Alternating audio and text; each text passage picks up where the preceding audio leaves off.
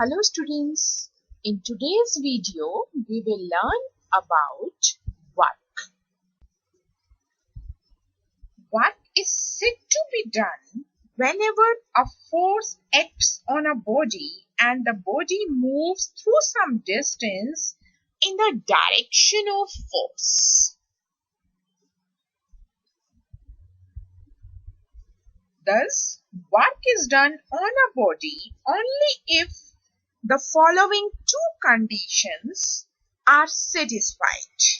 First one, a force acts on the body, and the second one, the point of application of the force moves in the direction of force.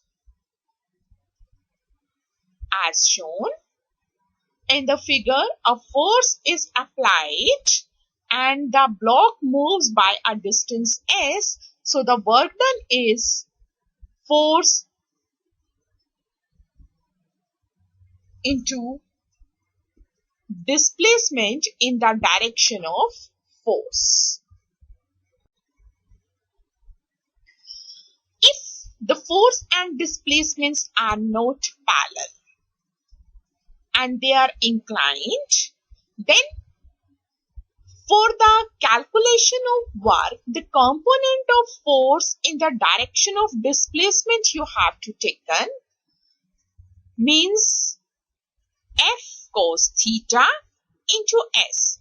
So you got work done is equals to Fs cos theta, and you know that the force is a vector quantity, displacement is a vector quantity, and there is an angle theta between them, and in the product we have taken the cos theta, so it will be the dot product of force and displacement. You can also say that if you have to take the displacement projection, then you will take Fs cos theta. One and the same thing as we have learned in the properties of dot product. So, because it is a dot product of the force and displacement, so work is a scalar quantity. It can be positive, 0 or negative value. When the angle between the force and displacement is less than 90 degrees, the value of cos 90 will be positive and the work done will be positive. If the angle between the two vectors is 90 degrees, then the value of cos 90 will be 0 and the work done will be 0 in terms of physics. And if the angle between the two vectors is greater than 90, then the work done will be negative and the value of cos of that angle will be negative.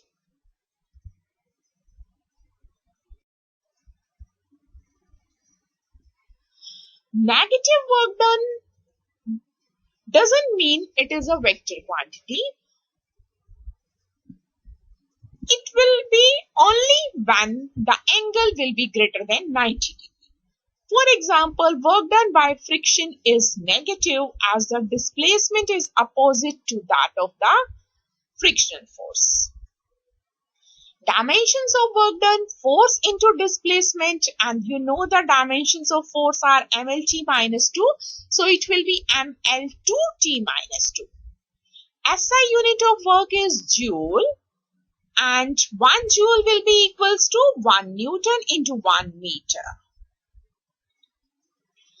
So, 1 joule is the amount of work done when 1 Newton of force acting on a body displaces it through a distance of 1 meter in its direction.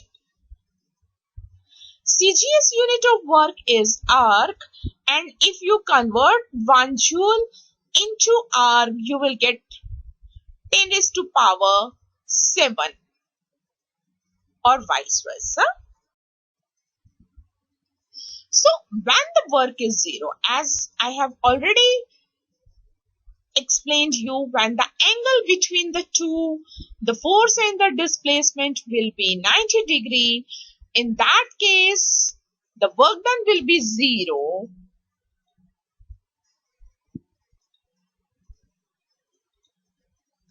Examples: a man holding a book in his hands in a stationary position doesn't do any work since the weight of the book acting on him doesn't produce any displacement. So, in the formula of work done, we have F, S, and cos theta. If the theta is 90, then the value is 0. If F, the force is 0, then the work done is 0. If the displacement is not there, then also the work done is 0. A man trying to push a rigid and stationary wall doesn't do any work because the force applied by him doesn't move the wall. So in this case, force is there, but there is no displacement. Examples of positive and negative work done. When we throw a ball vertically upward, the work done by our force is positive. Because we have applied the force in the upward direction, the ball is moving in the upward direction, so the work done will be positive. But if we consider this work done by the gravitational force, then it will be negative because it acts in the direction opposite to the motion of ball. And when the ball falls back, the work done by the gravitational force will be positive because now the acceleration due to gravity or the force will be acting in the direction of motion of ball. Let's do a numerical of your NCERT. Example 6.3. A cyclist comes to a skidding stop in 10 meters. During this process, the force on the cycle due to the road is 200 Newton and is directly opposed to the motion. How much work does the road do on the cycle? Again, you can see that we have to use the same formula. Work done is equals to force into displacement into cos of the angle between the two. The force is given to you, the distance is given to you, and the angle here will be 180 degree, or you can say the pi radians. Just put all the values and you will get the work done. It will become negative because it is due to the frictional force you have calculated. And in the second part, how much work does the cycle do on the road? You know that by using Newton's third law, an equal and opposite force acts on the road due to the cycle and its magnitude will be 200 Newton. However, the road undergoes no displacement, so the work done by the cycle on the road will be 0. Work done by the variable force. Till now, we have a discussion when the force is applied, means the constant force was given to you. But what will be the work done if the variable force is there? So if we calculate the work done by the graphical method, see what you have to do. You have to plot a graph between the force and displacement, and you will get any curve as shown here. Let the curve is AB, right? For this, choose any 2 points between the curve and draw the perpendiculars.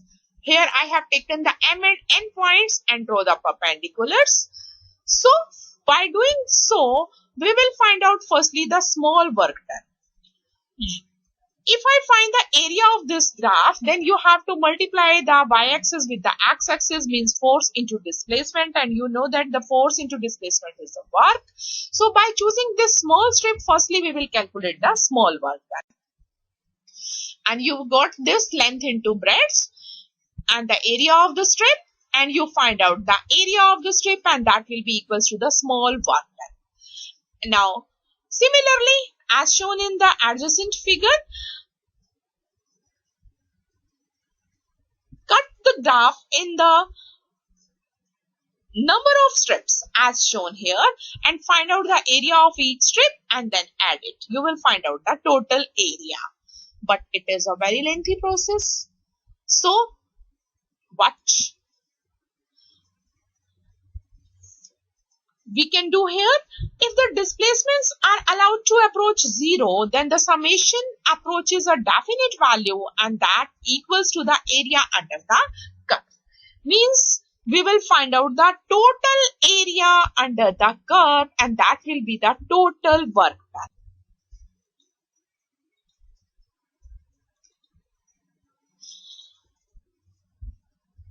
And you know that you have studied in the mathematics also that if I have to change the summation into the integration, then you have to take the very small interval of delta x tends towards 0 and you can say that this one can be written as the work done equals to integration from the xi, means the starting point to the final point of the displacement fx dx. Thus, for a varying force, the work done can be expressed as a definite integral of force over displacement.